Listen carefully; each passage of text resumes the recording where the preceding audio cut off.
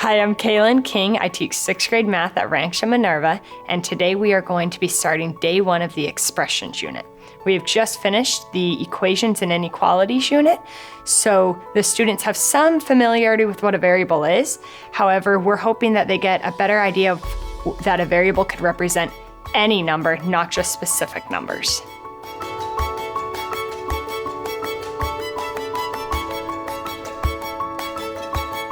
The content objective for the lesson today is for students to be able to model and write algebraic expressions to represent a situation.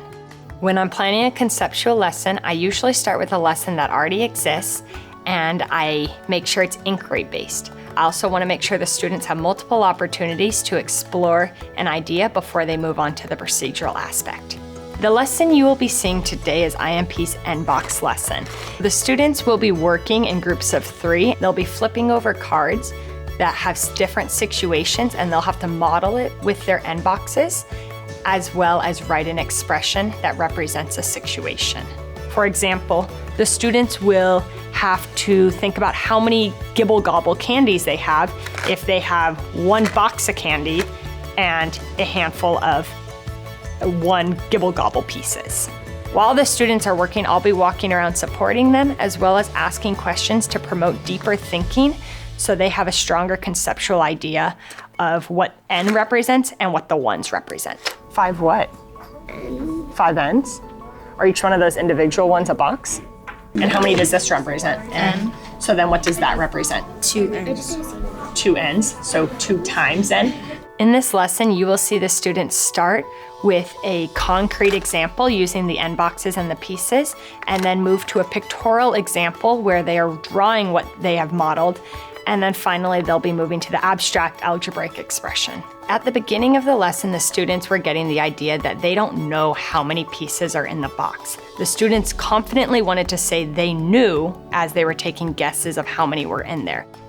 How many are in there? What do you think? 7? 8? Can anyone confidently tell me how many are in there? 3. 3. You are completely positive. How do you know it's 3?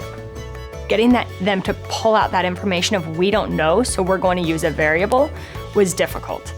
I wanted to rescue them, but it's super important if you're going to build their conceptual understanding that you let them struggle and you let them think through until they can come to the realization that we don't know how many are in the box.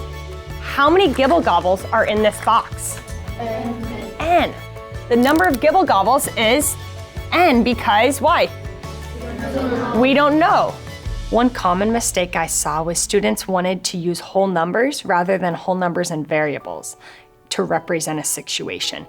And you're saying the expression we could write is 2 plus 6. Do you guys agree there are 8 Gibble Gobbles here? 2 plus 6? Okay, and what is 2 plus 6?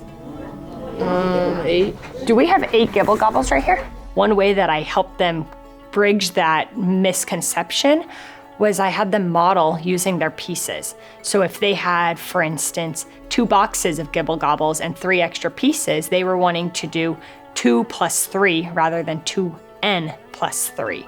So I had them model this example and they were quickly able to see that they have 2 boxes and 3 pieces and they can't add it together and say that that means they have 5 individual pieces. I always begin a unit with the conceptual aspect of it and then move on to the procedure. It's really important that the students understand the conceptual because it helps bridge to the procedural aspect. If they are having a hard time understanding the procedure, they're always able to fall back to the conceptual and reason through. Without the conceptual piece, students have a very difficult time reasoning through the procedure, and I find them struggling more.